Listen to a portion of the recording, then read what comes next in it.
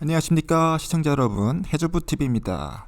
오늘은 호주 경제, 호주 달러 900원 갈 수 있다에 대한 저의 개인적 생각을 말씀드려 보도록 하겠습니다. 호주 달러가 지금 865원까지 올라왔는데요. 가장 높았을 때가 1200원이었으니까 지금 시점은 굉장히 낮은 상태라고 강조드릴 수 있겠습니다.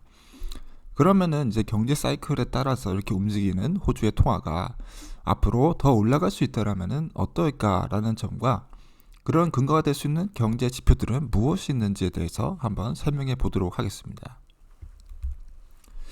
가장 호주 달러에 영향을 크게 미칠 것이라고 생각되는 게 호주 기준금리다. 지금 기준금리가 4.1%에 머물러 있습니다.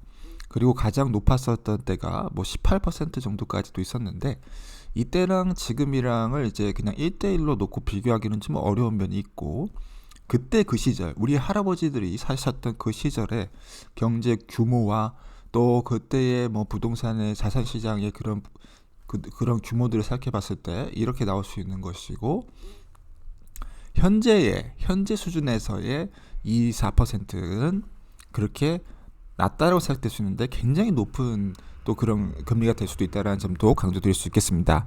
그 시절 대비해서 자본시장이 굉장히 많이 성장했고, 그다음에 그 통화의 가치 자체도 굉장히 많이 변화했기 때문에 그럴 수밖에 없다라는 점 설명드릴 수 있겠고요.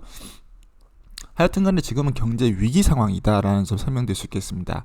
보통 금리가 올라갈 때 경제가 굉장히 어렵거나 뭔가 사건이 터집니다.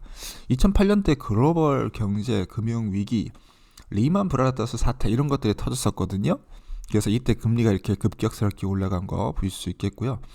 그래서 중앙은행은 뭔가 사건이 터졌을 때 금리를 올리거나 낮춤으로써 경제를 조절하는데, 현재 지금 코로나 사태 이후로 그렇게 금리를 갑자기 올리면서 양적 완화 정책을 취해왔습니다.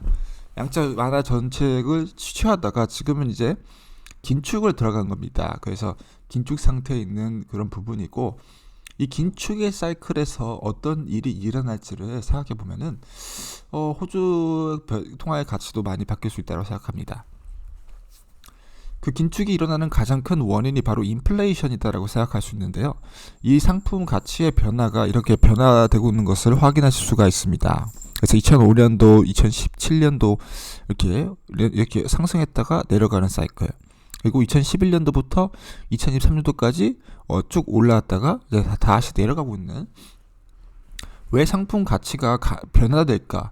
이런 부분에 있어서는 이제 많은 부분들이 해석들이 있겠지만은, 저의 개인적 생각으로는 경제 사이클이다. 경제 사이클에 따라서 수출이 많이 되거나 수입이 많이 되거나 이런 것들이 계속 왔다 갔다 하게 되는데, 지금은 이제 2005년도에서 2011년도까지의 그런 가파른 상승기처럼 그런 가파른 상승기를 우리가 지금 경험을 했다라는 거죠. 2011년에서 2003년도 이렇게 사이에. 이때에 이제 그때도 이제 통화의 가치가 굉장히 많이 올라갔었잖아요. 그래서 이때쯤에 호주 달러의 가치가 굉장히 많이 올라갔었는데, 그런 또 가치 상승의 시기가 오지 않을까라는 점 생각하고 있고, 지금 커머디티 프라이스 자체가 굉장히 과열 상태다. 많이 올라간 상태이기 때문에 인플레이션이 굉장히 높다라고 저는 생각하고 있습니다. 거기에 대비해서 호주의 가정의 디스포저블 인컴은 굉장히 낮은 상태인데, 그런 부분을 이제 호주 중앙은행에서 생각하고 있다 생각합니다. 그래서 실제적으로 상품 가치가 다 비싸고 마치 이제 좀 좋아 보이고 호황 상태처럼 보이지만은, 들여다보면은 가게들은 쓸 수 있는 돈이 적은 그런 고인플레이션 시대에 지금 우리가 놓여 있다라는 거고, 위기 상황이라는 거죠. 그래서 이 위기 상황을 중앙은행이 관리하기 위해서는 더 고강도의 긴축을 당분간은 실시할 거라고 생각합니다. 그래서 이 디스포저블 인컴 이 그래프가 여기 0 위에까지 다시 올라오도록 그때까지 할 것 같고요. 그래서 더 고강도의 인플레이션이 컨트롤 하려는 그런 기조가 유지됨으로써 금리를 높게 유지할 가능성이 있기 때문에, 그런 부분이 호주 통화 달러 가치에 더 상승의 압력을 불어넣을 것으로 보여지고 있고요. 거기에 부수적으로 해서 부동산은 아직도 그 투자에 있어서는 과열 상태인 거 확인하실 수가 있습니다. 이런 부분들은 너무 과열됐기 때문에 외국인 투자자들이나 그런 사람들이 봤을 때는 조금 부담스러워할 수 있다는 점. 그리고 호주의 실질 웨이지가 지금 감소를 하고 있습니다. 왜냐면은 방금 말씀드렸듯이 인플레이션 CPI가 무려 7%에 도달했던 적이 있기 때문에 웨이지 상승이 물론 높았어요. 그래서 웨이지 상승률이 2%에서 3% 사이에 넘어가는 2.5% 정도의 웨이지 상승률을 기록했었는데 2017년에서 19년대까지는 좋았다 이 말이에요. 그런데 2021년도에서 2023년도에 대규모의 양적 완화 정책과 코로나 사태가 터지면서 인플레이션이 뭐 7%까지 치솟으면서 웨이지 상승은 한 3%까지 더 많이 올라갔는데 인플레이션이 7%가 되니까는 실질적으로 나의 임금은 마이너스 3.5% 감소해버리는 사태가 발생했다는 거죠. 이거는 그냥 초대형 사태라고 볼 수가 있습니다. 여기 지금 0.4%밖에 차이가 안 나잖아요. 임금이 좀 올라줘야 사람 먹고 살죠. 인플레이션보다 임금이 좀 더 높아야겠죠? 임금 상승률이.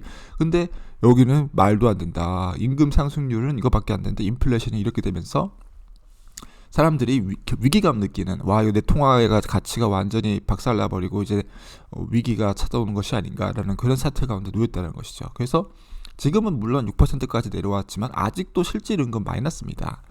그래서 real wage have gone backward라고 해서 이제 실질 임금 후퇴가 발생하고 있는 경제 위기 상황이다.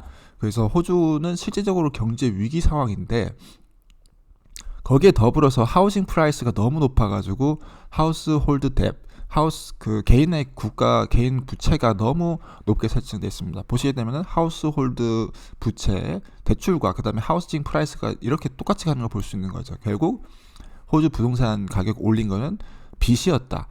너도 나도 빚을 지게 되면서 부동산 가격이 올라간 거예요. 정확히 일치합니다. 그래프가 정확히 일치하고요.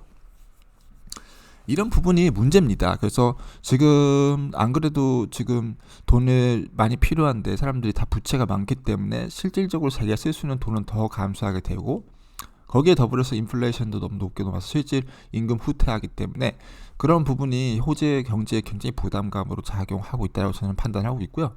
그래서 호주 달러 가치가 당장 900원을 찍었어야 되는데 못 찍고 있는 이유가 그런 내부적 문제 때문이라고 저는 판단하고 있습니다. 그래서 이런 부분의 문제를 해결하기 위해서는 답이 없죠. 사람들이 그렇게 부채를 끌어서 집을 그렇게 살려고 다 그렇게 하는 동안에는 그런 부분을 정부가 해결해 줄 수 있는 부분은 아니라고 생각하고요. 이 부분의 문제를 계속 끌어안고 갈 수밖에 없고 기대할 수 있는 거는 경제 성장밖에 없다는 거죠. 그래서 GDP 성장과 수출을 보셔야 되는데 수출은 그나마 좀 나았습니다. 그래서 자원 수출이 지금 최고를 찍고 있습니다. 보시면 2013년도, 2003년도 그래서 여기서 최고점을 찍고 있고 서비스 여러 가지 것들 매니팩처링이 있는데 그래서 근전적인 거는 서비스 부분이 굉장히 높게 나왔다는 거죠. 그리고 자원적도 굉장히 나쁘지 않게 나와주고 있고 그래서 호주가 결국 자원이 지금 먹여 살리고 있는 거죠. 내우 외환이 될 수도 있는데 다행인 것은 외적으로는 정말 다행이다. 진짜 호주는 지금 자원 아니었으면 진작에 망했을 겁니다. 근데 자원과 그다음 매니팩처링 이쪽 부분이 역대급을 기록해주고 있다는 사실이 굉장히 긍정적인 거죠. 한 50조까지 지금 쿼터리를 찍고 있는 거예요. 제가 봤을 때는 이 자원 쪽 때문에 호주 달러가 지금 그나마 이렇게 조금 860원대를 계속 이렇게 넘어가려고 하는 힘을 어디서 받냐? 자원이다. 자원 쪽이랑 그다음에 철광 쪽, 그다음 석탄, LNG 쪽 이제 러시아 우크라이나 전쟁 터지면서 쭉 빨아 올라가는 모습 확인 가능하십니다. 그래서 이제 여러 가지 이제 이렇게 수혜를 받아가고 있다는 점이고 다행히도 이 자원 광물 수출이 나쁘지 않다라는 점이 호주 달러 900원까지 끌어올릴 수 있다는 점이고 호주 경제를 유일하게 견인하고 있는 아주 강력한 힘이다라는 점 설명드릴 수 있겠습니다. 마지막으로 이제 중앙은행 정책이 호주 달러에 굉장히 큰 영향을 미치고 있는데 중앙은행에서 대차 대조표를 축소하고 있습니다. 오스트레일리안 달러 인베스트먼트 같은 경우는 거의 국채가 대부분을 차지하고 있습니다. 그런데 이 국채를 이제 쿼터리마다 여기서 발표를 합니다. 얼마나 양을 늘렸는지 줄였는지. 근데 마이너스 7,260으로 보고 있어서 슬슬 국채를 줄여가고 있다. 국채를 줄여가는 게 무슨 의미가 있냐에 대해서 말씀드리면은 국채를 줄이면은 호주 달러의 가치가 올라갈 수가 있습니다. 왜냐하면 금리가 인상되는 효과를 가져오기 때문에 국채를 시장에다가 이렇게 내다 팔게 되잖아요. 그러면은 국채 가격이 하락합니다. 국채 가격이 하락하면은 금리는 올라갑니다. 그래서 그런 부분 쪽을 이제 생각을 하고 지금 국채를 팔고 있다는 거죠. 국채를 팔아서 금리를 조금 더 끌어올리고 고강도로 유지시키는 그런 쪽으로 이렇게 생각을 하고 있는 것 같고요. 그래서 이렇게 보시게 되면 은준의 대차 대조표가 이전에 대비해서 위클리로 이제 판단되는 게 나오는데 줄고 있잖아요. 그래서 역대를 찍었습니다. 6월달이에요. 6월달쯤에 역대를 찍었는데 6월달 역대를 찍고 지금 september를 향해서 계속 내려가고 있습니다. 드디어 줄이기 시작했다는 거죠. 600조까지 했는 게 어디까지 내려갈까요? 400조까지. 기존 원래 수준까지 내려가려면은 200조까지 내려가야 됩니다. 600조짜리가 200조까지 내려간다. 어떤 일이 발생할지 한번 상상을 해보십시오. 이렇게 엄청난 많이 지금 자산이 있는 거예요. 도메스틱 본드. 대부분 그거죠. 결국 국채라는 거예요. 이렇게 많은 국채를 한꺼번에 매도하게 되면 분명히 문제가 발생하긴 하겠죠. 그러니까 조금씩 줄여보는 겁니다. 시장의 반응을 보면서. 근데 이제 계속 그런 시장은 압박을 받긴 하겠죠. 뭐야, RBI 계속 국채를 계속 파네? 아이고, 이거 어떡하냐, 이렇게 하면서 뭔가 이제 일이 발생될 수 있다는 거죠.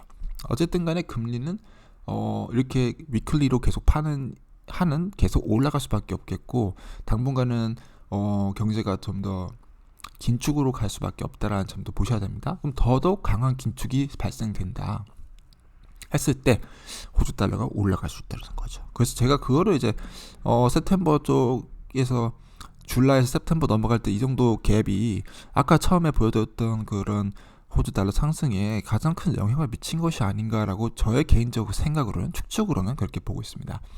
그래서 오늘 의견을 종합적으로 말씀드리면 국채 규모 축소가 금리 인상을 유발하죠. 금리 인상은 호주 달러 상승, 높은 금리는 호주 달러 가치 상승을 이제 만드는 것이고, 지금 안정적 규모의 수출이 달성되고 있습니다. 그래서 쿼터리마다, 먼슬리마다 발표하는 자료를 늘 체크해 보니까 그렇더라고요. 그래서 호주 달러가 가치가 상승할 수 있고, 국채 규모 축소하고 있고, 금리 인상 유발되고, 높은 개인의 부채 및 부동산은 호주 달러 투자 가치를 하락시켜서 요게 가장 지금 호주 달러를 끌어내리는 강력한 요인이라고 생각하고 있습니다. 그래서 이것 때문에 호주 달러가 계속 안 올라가주면은 결국 수입 물가 이런 쪽이 좀 안 좋긴 하겠죠. 근데 호주가 수출 중심의 국가라 굳이 수입 물가를 그렇게 크게 신경 써야 될까 싶어요. 그래서 뭐 그런 부분에 대해서는 잘 모르겠지만, 하여튼 높은 개인 부채 및 부동산은 외국인 투자자로서 그리고 외부적인 사람들의 입장으로서 투자를 좀 꺼리게 되면서 호주 달러 가치 투자 하락을 그렇게 만들어갈 수가 있겠다라는 점까지도 제가 말씀드릴 수 있겠습니다. 오늘 이상 호주 달러 전방 900원 갈 수 있다에 대해서 저의 개인적 생각을 말씀드렸습니다. 이상 해주부 TV였습니다.